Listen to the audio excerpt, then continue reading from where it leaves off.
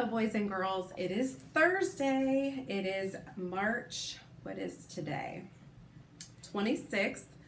And so we are going to be doing a read aloud from our wonderful book, The Thief of Always, for chapters 5 and chapter 6. So I'm going to do chapter 5, then I'm going to throw in a little teaching point in the middle, and then we'll read chapter 6, and then I'll put up the question for you guys. Okay? So let's just get started. This is such a great book.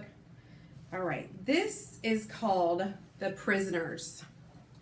Okay, that's how it looks. There you go. I love the artwork in this book. It's so great. The temperature had risen while Harvey had been at lunch. A heat haze covered over the lawn, which was lusher and more thick with flowers than he remembered, and it made the trees around the house shimmer. He headed toward them, calling Wendell's name as he went. There was no reply. He glanced back toward the house, thinking he might see Wendell at one of the windows, but they were all reflecting the pristine blue. He looked from house to heavens. There was not a cloud in sight. And now a suspicion stole upon him, which grew into a certainty as his gaze wandered back to the shimmering corpse and the flowers underfoot. During the hour he'd spent in the cool of the kitchen, the season had changed. Summer had come to Mr. Hood's holiday house, a summer as magical as the spring that had preceded it. That was why the sky was so faultlessly blue, and the birds making such music. The leaf-laden branches were no less content, nor the blossoms in the grass, nor the bees that buzzed from bloom to bloom, gathering in the season's bounty. All were in bliss. It would not be a long season, Harvey guessed. If the spring had been over in a morning, then most likely this perfect summer would not outlast the afternoon. I'd better make the most of it, he thought, and hurried in search of Wendell. He'd finally discovered his friend sitting in the shade of the trees with a pile of comics at his side. That sounds like some of you guys. Want to sit down and read, he said. Maybe later, said Harvey. First, I want to go to look at this lake you were talking about. Are you going to come? What for? I told you it's no fun. All right, I'll go on my own. You won't stay long, Wendell remarked, and went back to his reading. Though Harvey had a good idea of the lake's general whereabouts, the bushes on the side of the house were thick and thorny, and it took him several minutes to find a way through them. By the time he caught sight of the lake itself, the sweat on his face and back was clammy, and his arms had been scratched and bloodied by barbs. That's barbed wires. As Wendell had predicted, the lake wasn't worth the trouble. It was large, so large that the far side was barely visible, but gloomy and drear, both the lake and the dark stones around it covered with a film of green scum. There was a legion of flies buzzing around in search of something rotten to feed on, and Harvey guessed they'd have no trouble finding a feast. This was a place where dead things belonged. He was about to leave when a moment in the shadow caught his eye. That was movement. Movement in the shadow. Sorry, caught his eye. Somebody was standing further along the bank, almost eclipsed by the mesh of the thicket. He moved a few places closer to the lake and saw that it was Lulu. She was perched on the slimy stones at the very edge of the water, gazing into their depths. Speaking in a near whisper for fear he'd startle her, Harvey said, "It looks cold." She glanced up at her face full of confusion, and then, without a word of reply, turned and bounded away through the bushes. "Wait," Harvey called, hurrying toward the lake. Lulu had already disappeared, however, leaving the thicket shaking. He might have gone in pursuit of her, but the sound of bubbles breaking in the lake took his gaze to the waters, and there, moving just below the coating of scum, he saw the fish. They were almost as large as he was. Their gray scales stained and encrusted, their bulbous eyes turned upward towards its surface, like the eyes of prisoners in a watery pit. There they were watching him, he was certain of that, and their scrutiny made him shudder. Were they hungry, he wondered, and praying to their fishy gods that he'd slip on the stones and tumble in? Or were they wishing he'd come with a rod and a line so that they could be hauled from the depths and put out of their misery? What a life, he thought.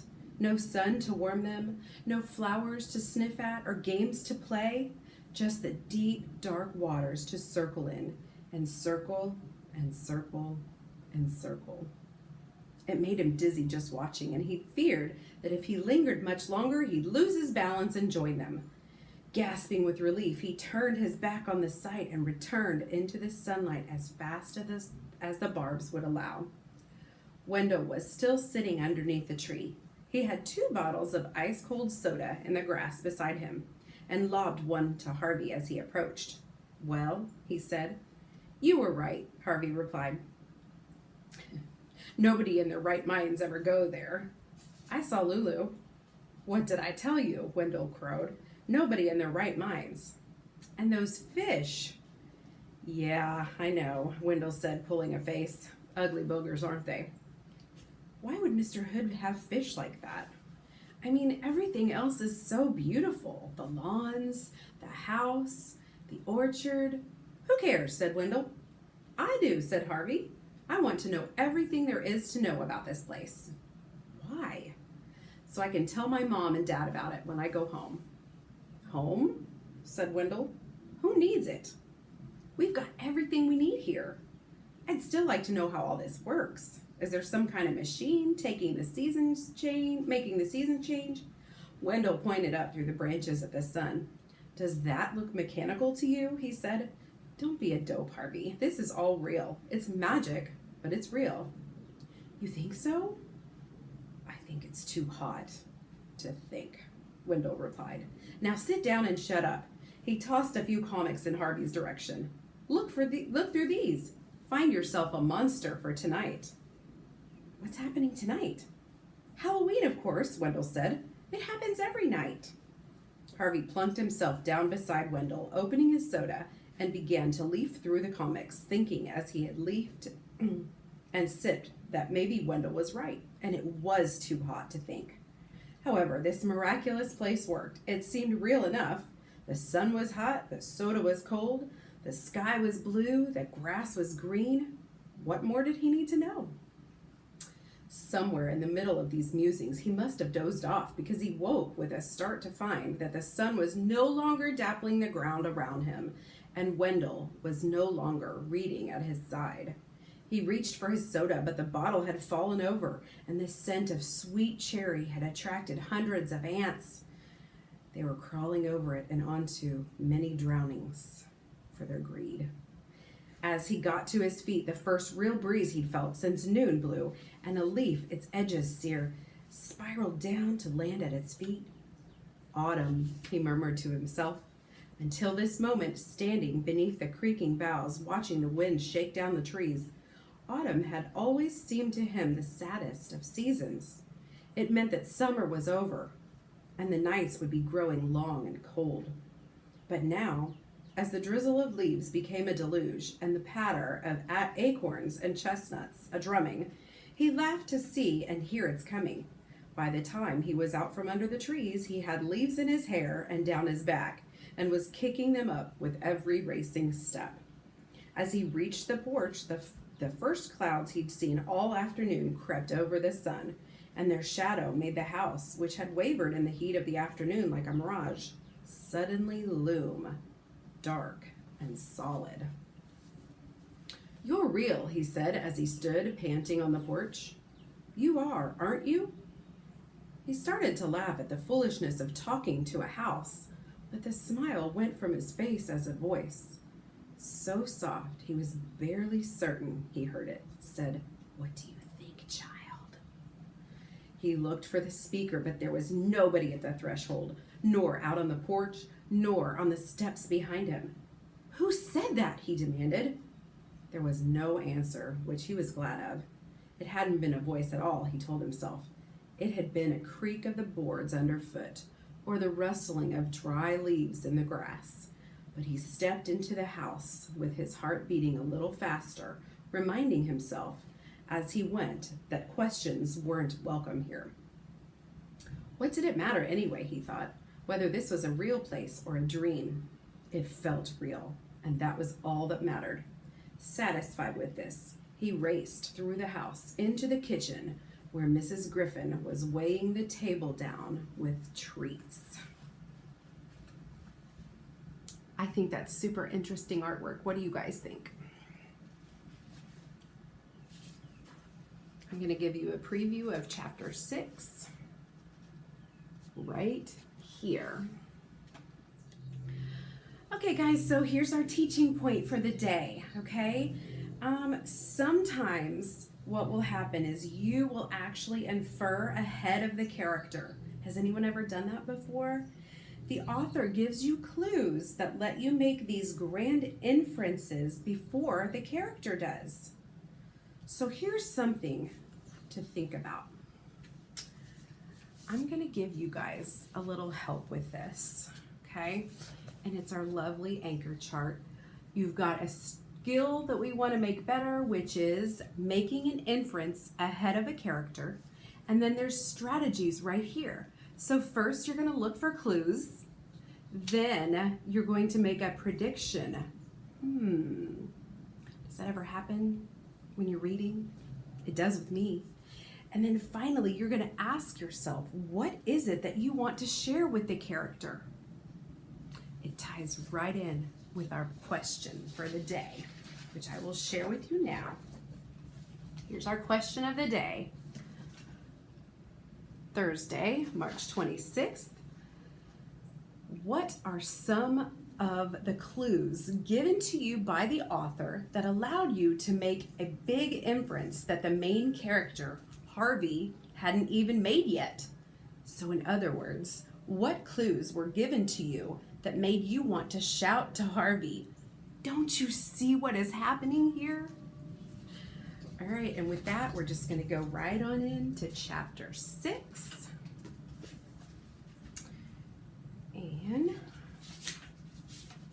that was 7. Chapter 6 is called, we just did 5. 1 second. Seen and unseen. Okay.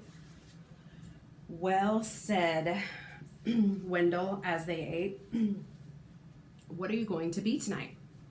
I don't know, Harvey said. What are you going to be? A hangman, he said, with a spaghetti grin. I've been learning how to tie nooses.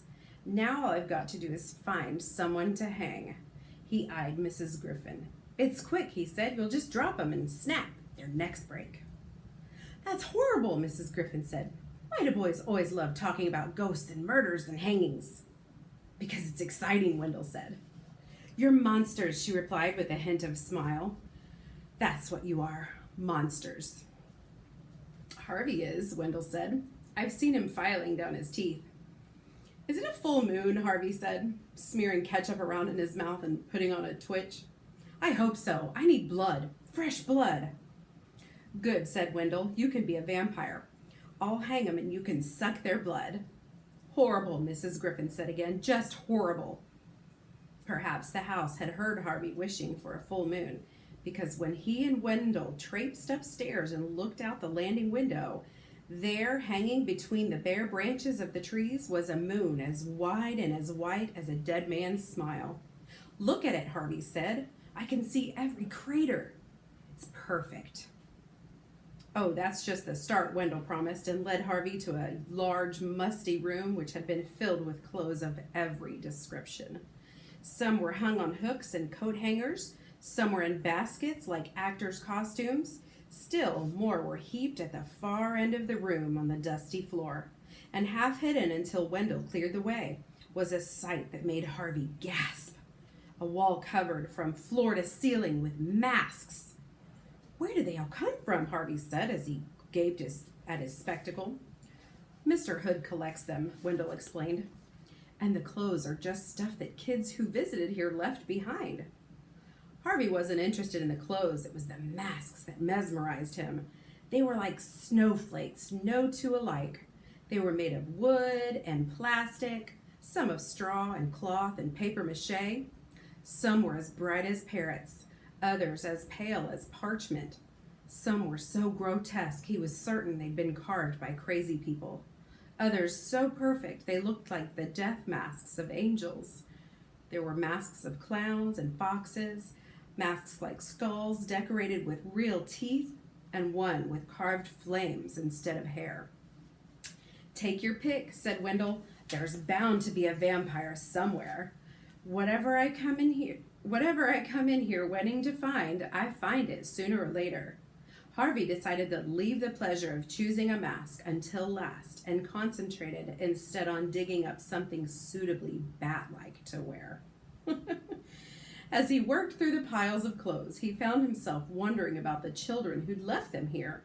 Though he'd always hated history lessons, he knew some of the jackets and shoes and shirts and belts had been out of fashion for many, many years. Where were their owners now? Dead, he presumed, or so old it made no difference. The thought of these garments belonging to dead folk brought a little shudder to his spine, which was only right. This was Halloween, after all. And what was Halloween without a few chills? After a few minutes of searching, he found a long black coat with a collar he could turn up, which Wendell pronounced very vampiric. Well satisfied with his choice, he went back to the wall of faces, and his eyes almost immediately aligned upon a mask he hadn't previously seen, with the pallor and deep sockets of a soul just risen from the tomb. He took it down and put it on. It fitted perfectly. "What do I look like?" Harvey asked, turning to face Wendell, who had found an executioner's mask, which fitted him just as well. "Ugly as sin." "Good." There was a flickering family of pumpkin heads lined up on the porch when they stepped outside, and the misty air smelled of wood smoke. "Where do we go trick-or-treating?" Harvey wanted to know. "Out in the street?" "No," said Wendell. "It's not Halloween out in the real world, remember? We're going to go around to the back of the house." "That's not very far," Harvey remarked, disappointed. "It's at this time of night," Wendell said creepily. "This house is full of surprises." "You'll see." Harvey looked up at the house through the tiny eye holes of his mask. It loomed as large as a thunderhead, its weather vane sharp enough to stab the stars. "Come on," said Wendell. "We've got a long trip ahead." A long trip, Harvey thought. How could it be a long trip? From the front of the house to the back. But once again, Wendell was right. The house was full of surprises. The trip, which would have been a 2-minute walk in the bright afternoon, soon became a trek that had Harvey wishing he'd brought a flashlight and a map. The leaves rustled underfoot as though snakes were swarming through them. The trees that had shaded them by day now looked frightful in their nakedness, gaunt and hungry. "Why am I doing this?" he asked himself as he followed Wendell through the darkness. "I'm cold, and I'm uncomfortable." He might have added frightened to the list, but he left that thought unsaid. As he was about to suggest they turn back, Wendell pointed up and hissed, "Look!" Harvey looked. Directly overhead, a form was moving silently against the sky, as if it had just launched itself from the eaves of the house. The moon had slunk away behind the roof and shed no light upon this night flyer, so Harvey could only guess at its shape from the stars it blotted out as it sailed. Its wings were wide but ragged, too ragged to bear it up, he thought. Instead, it seemed to claw at the darkness as it went, as though it were crawling on the very air itself. A glimpse was all that Harvey had. Then it was gone. "What was that?" he whispered. He got no answer. In the moments he'd taken staring up at the sky, Wendell had disappeared. "Wendell?" Harvey whispered. "Where are you?" There was still no reply, just the slithering in the leaves and the moan of hungry branches. "I know what you're doing," Harvey said, louder this time, "and you won't scare me that easy. You hear me?" This time, there was a reply of sorts. Not words, but a creaking sound from somewhere in the trees. "He's climbing up into the treehouse," Harvey thought, and determined to catch Wendell and scare him back, he followed the sound. Despite the nakedness of the branches, their mesh kept all but a glimmer of starlight from falling on the groves. He slipped his mask down around his neck so as to see a little better, but even then he was nearly blind and had to listen out for the sound of Wendell's ascent to guide him. He could still hear the creaks plainly enough and stumbled in their direction, his arms outstretched to grasp the ladder when he reached it. Now the sound was so loud he was certain he must be standing beneath a tree. He looked up, hoping to catch a glimpse of the trickster, but as he did so, something brushed his face. He snatched at it, but it was gone, at least for the moment. Then it came again, brushing his brow from the other side. He snatched at it a second time, then, as it touched him again, caught a hold of it. "Got you!" he cried. His yell of triumph was followed by a rush of air and the sound of something crashing to the ground at his side. He jumped, but refused to let go of whatever he was holding. "Wendell?" he called.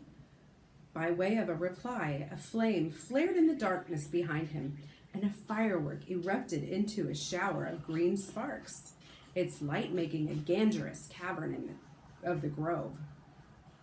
By its flickering light, he saw what he held, and seeing, let out a panicked yammering that had the crows rising from their roosts overhead. It was not a ladder he heard creaking, and it was a rope. No, not even a rope. A noose. And in his hand, the leg of the man hanging from the noose. He let go of it and stumbled backward, barely suppressing a second shout as his eyes rose to meet the dead man's stare.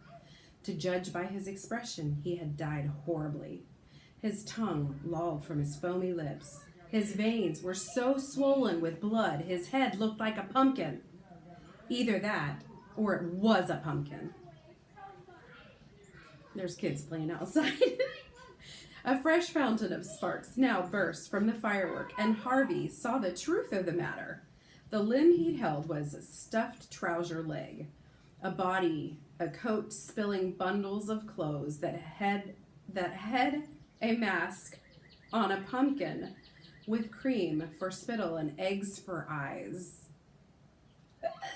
"Wendell!" he yelled, turning his back on the scene of execution. Wendell was standing on the far side of the firework, his ear-to-ear grin lit by its spitting sparks. He looked like a little demon, fresh from the inferno. You guys, okay, really? Is that a better picture than one we've ever seen in this book so far? It's pretty accurate with the text. We have one more page. At his side was the ladder that had come crashing down to get the drama underway. "I warned ya," Wendell said, holding up his mask. "I said I was going to be a hangman tonight." "I'll get you back for this," Harvey said, his heart still beating too fast for him to see the funny side of this. "I swear I'll get you back." "You can try," Wendell crowed. The firework was beginning to fizzle out, the shadows around them beginning to deepen again. "Had enough of Halloween for tonight?" he asked. Harvey didn't much like admitting defeat, but he nodded grimly, swearing to himself that when he finally got his revenge, it would be choice. "Smile," Wendell said as the fountain of sparks dwindled. "We're in the holiday house." The light had almost gone, and even though Harvey was still enraged at Wendell and at himself for being such a sucker, he couldn't let it die away without making peace. "All right," he said, allowing himself a tiny smile. "There'll be other nights." "Always," said Wendell. The reply pleased him. "And that's what this place is," he said as the light went out. "It's the house of always." Okay, my little readers, go on to do your work, and good luck to you, and we'll see you tomorrow.